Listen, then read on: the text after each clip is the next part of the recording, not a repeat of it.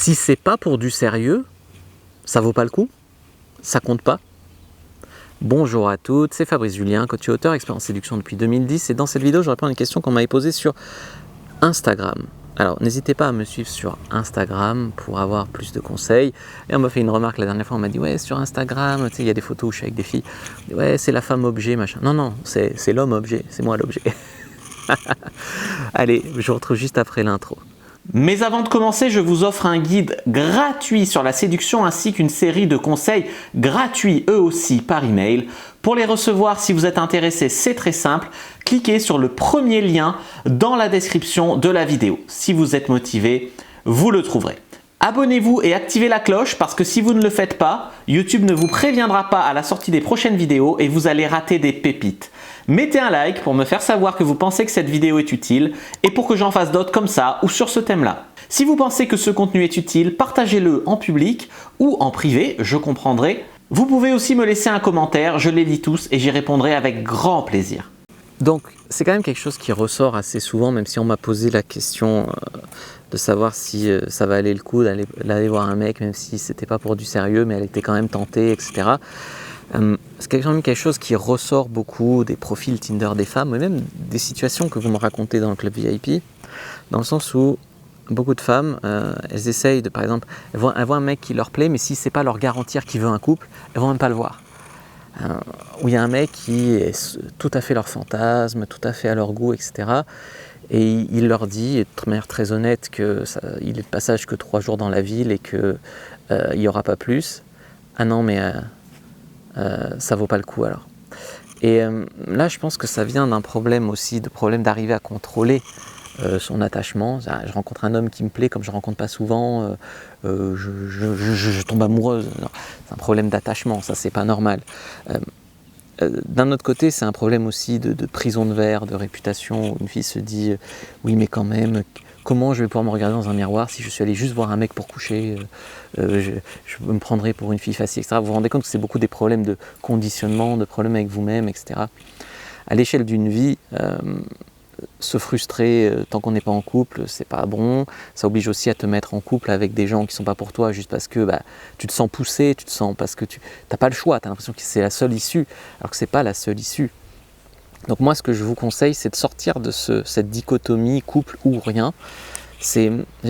Moi j'ai dragué des filles, alors vous allez dire je suis un homme, c'est pas tout à fait pareil, mais c'est un peu pareil quand même. J'ai dragué des filles, j'ai eu des filles dans mon lit pour un soir. J'ai eu des filles super belles, type mannequin, etc. Ça m'a aidé à me construire, même pour ma copine que j'ai actuellement, qui aujourd'hui on pourrait dire elle est trop bien pour moi. Elle est mignonne, elle est fine, elle a les yeux verts, elle est coquinette sur les bords, elle est médecin surtout, elle a énormément d'atouts qui pourraient m'intimider. Je me suis construit. Et je ne me suis pas seulement construit à travers mes relations de couple, je me suis aussi construit à travers des aventures que j'ai eues, aussi à travers les râteaux que j'ai pris, aussi à travers les déceptions que j'ai eues, et aussi à travers les coups d'un soir.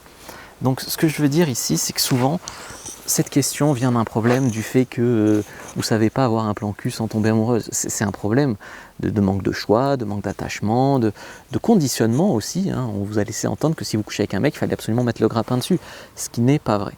Donc si vous arrivez à prendre ce qu'il y a à prendre dans un mec qui vous offrira peut-être la meilleure séance de sexe de votre vie, ou qui pourra, pendant que vous cherchez l'amour, subvenir à vos besoins primaires, on va dire, si vous arrivez à pas toute seule vous mettre la pression ou toute seule vous faire des films, c'est bon de savoir prendre ce qu'il y a à prendre dans la vie. Je dis souvent carpe diem. Carpe diem, des fois tu te balades dans la rue, tu prends une brique sur la tête, tu crèves. Alors tu es contente de t'être réservée pour l'élu pendant 6 mois. T'as pas vécu, tu t'es pris une brique sur la tête, t'es morte pareil quoi. Je veux dire que t'es baisé la veille ou pas, que t'es pris ton pied la veille ou pas. Donc à ce compte-là, quand tu sais que le monde peut être très dur, peut être très cruel, moi je pense que c'est vachement le fait de se baser toujours sur l'avenir. Tu crois toujours que tu vas vivre jusqu'à 85 ans et que ça va dérouler comme dans un film. Mais la vie, elle n'est pas ça. Je veux dire, il y a des gens, ils ont des accidents de voiture, il y a des gens, ils ont des accidents tout court. La vie, elle est très courte. Je veux dire, si tu te maries à 33 ans, 34 ans, que tu arrives à 30 ans, que tu as connu 2 choses dans ta vie, tu peux passer à côté d'une vie de tout ce que ça a de beau à offrir sexuellement. Alors oui, le sexe, on va te dire c'est mal, c'est sale, c'est machin, tu te protèges, tu fais pas n'importe quoi, on est bien d'accord.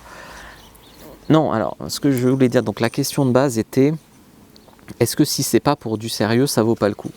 Alors ça vaut pas le coup si vous vous rendez malade, mais écoutez bien ma tournure de phrase, vous vous rendez malade. Vous voyez ce que je veux dire? C'est parce que, soi-disant, vous y allez pour le sexe, et après, vous faites des plans sur la comète. Manque d'options, manque de tout. Si vous arrivez à prendre sans rancœur ce qu'il y a à prendre, on va dire, l'homme peut vous utiliser, mais vous l'utilisez autant qu'il vous utilise quelque part, ou personne n'utilise personne, en tout cas, tant qu'il n'y a pas de mensonge, de malhonnêteté, que le mec est franc, et puis que ça vous apporte quelque chose. Parce que moi, je comprends les femmes quand elles disent un coup d'un soir, ça m'intéresse pas, que je vois que la plupart des mecs, ils savent pas faire un cuni, ça veut pas tenir 5 minutes. Effectivement, si le sexe est naze, ça n'a aucun sens d'avoir un amant. Mais si tu arrives à te trouver un mec qui te satisfait, qui est bien, et qui voilà, et tu te mets pas une pression de dingue, pourquoi ça vaudrait pas le coup? Pourquoi? Voilà. Pourquoi ça vaudrait pas le coup? Il faut sortir de cette prison où c'est tout ou rien, c'est que le couple et l'engagement ou rien. C'est limitant aussi de penser comme ça, parce qu'il y a plein de mecs, genre moi, si une fille me dit c'est le couple ou rien, je lui dis c'est rien. Si elle me dit on se voit et puis on voit ce que ça devient, je lui dis ok, et c'est comme ça que plusieurs fois des filles m'ont mis le grappin dessus et se sont mis en couple avec moi. Je ne suis pas tout le monde, bien sûr, voilà. Bien sûr, si vous avez une vie sexuelle active à côté de votre recherche, il ne faut pas dire aux mecs tout le temps que vous faites les 400 coups, ça n'avance à rien, vous faites un peu de mystère là-dessus. Mais moi, je pense à vous en premier, pas vous frustrer. Et après, si dès que vous couchez avec quelqu'un, vous vous sentez utilisé, je veux dire, c'est un problème aussi avec vous-même. Vous voyez ce que je veux dire? Donc, il y a un moment aussi où il faut remettre ça en question, c'est du conditionnement, c'est tout ça, c'est archaïque parce qu'aujourd'hui on a les préservatifs, la pilule, le machin, le stérilet, le truc. C'est beaucoup moins engageant qu'à l'époque préhistorique de coucher avec un homme. Mais on a gardé le même cerveau primitif, quoi. Donc je comprends. Mais vous auriez, voilà, je vais vous le dire autrement, vous auriez intérêt à passer outre ça. Voilà, vous y auriez intérêt.